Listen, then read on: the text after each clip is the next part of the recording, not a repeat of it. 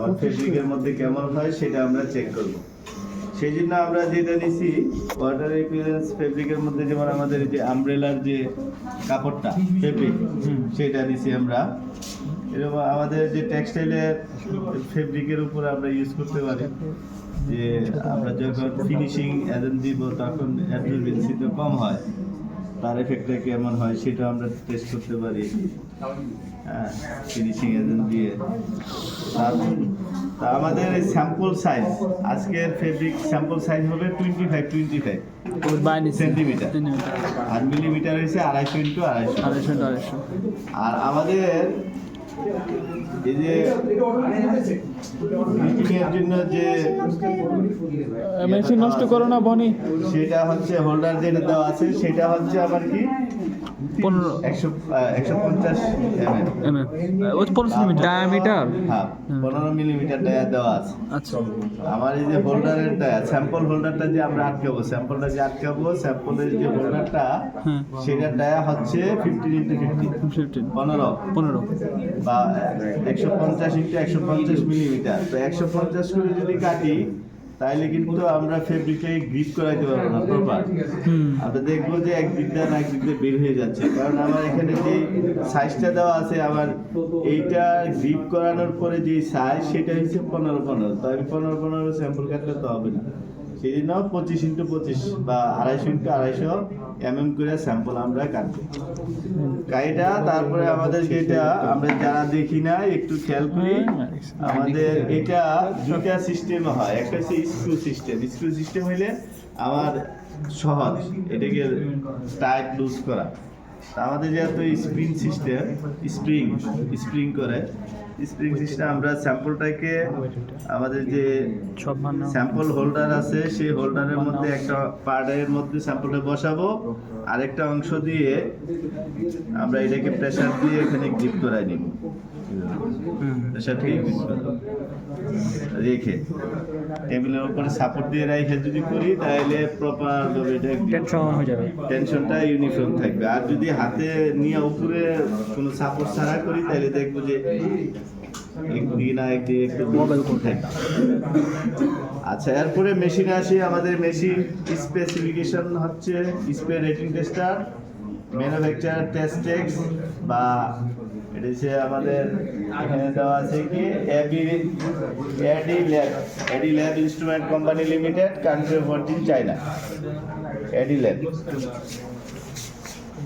তা আমাদের এখানে একটা ফানেল দেওয়া আছে, ফানেলটার মধ্যে সর্বোচ্চ লিটার এখানে যেটা ফুল মেজার করা হয় 500 ml পর্যন্ত লিটার দেওয়া যায়। 500 ml এর ভলিউমের একটা ফানেল দেওয়া আছে। ফানেলের মধ্যে একটা নজেল আছে, নজেলের মধ্যে আমাদের এখানে নজেলের পেছনে আমাদের হোল দেওয়া আছে। সেম আরেকটা আমি আমরা একটু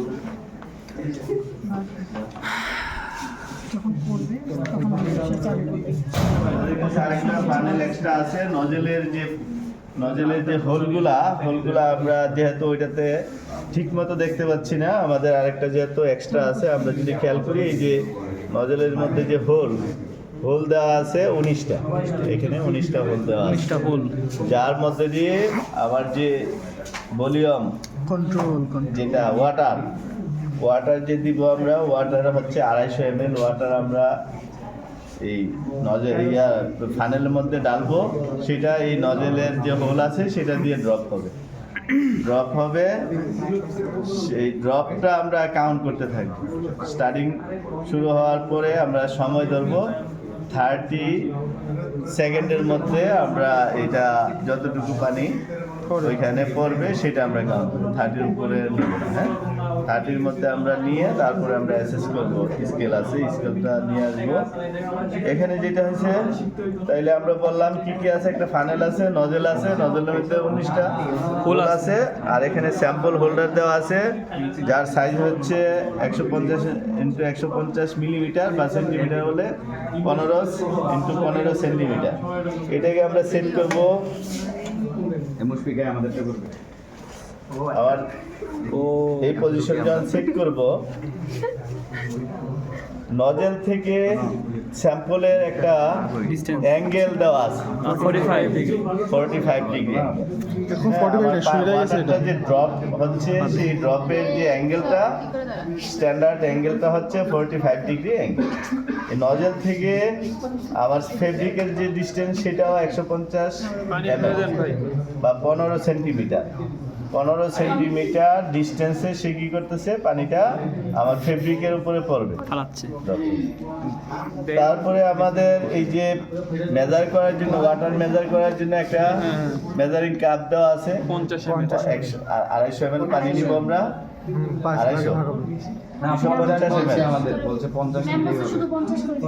250 ml আমরা পানি নিতে তো অসুবিধা নাই, স্ট্যান্ডার্ড প্রসিডিউর আমরা ফলো করবো। এটা তো এমন সময় না, 30 সেকেন্ড সময় লাগে পানি ড্রপ করাবো। তো পানি বেশি লাগে 250 ml আমরা পানি নিব, এখানে দিব।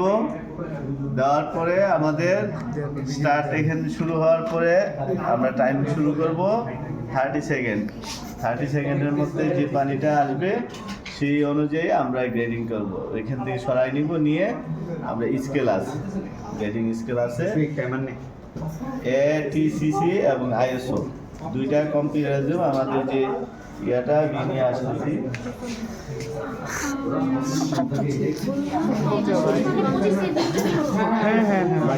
ভাই জিনিসটা ফার্স্টেই বললাম একটু বড় করে নাও।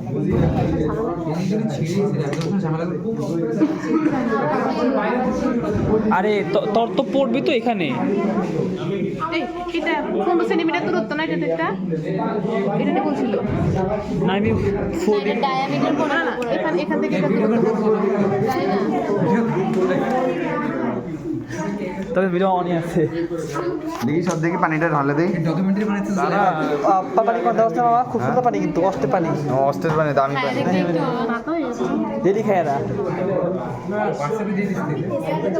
এত মাপা লাগতো না রে, কাইটা ফেলো 4 ভাগ করে। তাহলে আমি এই পুরো কেটে ফেলে বুঝে বুঝে এই তোরা এই দিকটা বাদ দিছিস কেন? পরে বাকা গ্রেডিং টেস্টের একটা যে করার পরে একটা দেওয়া আছে স্যাম্পল, আর স্ট্যান্ডার্ডটা হচ্ছে এই পাশে দেওয়া আছে যে আমাদের ISO এবং ATCC। দেওয়া আছে ISO তে 5, ATCC তে 100, তাহলে 90, ISO তে 4, এইভাবে দেওয়া আছে। 0 মানে আমার অ্যাবজর্বেন্সি যখন একবারে পুরোপুরি ভিজে যাবে সেটা হচ্ছে 0। জিরো হ্যাঁ ওইটা কি অ্যাবজর্বেন্সি আমার ওয়াটার রিপেলেন্স আমি যেই ক্ষেত্রে ইউজ করবো, যে আমি ছাতায় কাপড়ে যদি পানি আমার ভিতরে পড়ে সেই তাই তো হাতে কিনবই না ভালো না সেটা ওয়াটার রিপেলেন্স হিসেবে আমার যতটুকু পানি ধারণ ক্ষমতা কি করে বন করতে পারে নিরোধন করে, মানে নিরোধন করে প্রবেশ করবে না, সেটা হচ্ছে ভালো। ঠিক আছে, এইভাবে আমরা গ্রেডিংটা করব। ISO 0, ATCC 0, ISO 1, ATCC তে 50, একটু ভালো ISO 2, ATCC তে 70, এইভাবে গ্রেডিং আমরা দুইটাই দেওয়া আছে। তাহলে আমরা করি, হ্যাঁ এত না 25 এত হয়। আচ্ছা 25 থেকে কাইটা ফেলে হয়ে যাবে 4 ভাগ করে।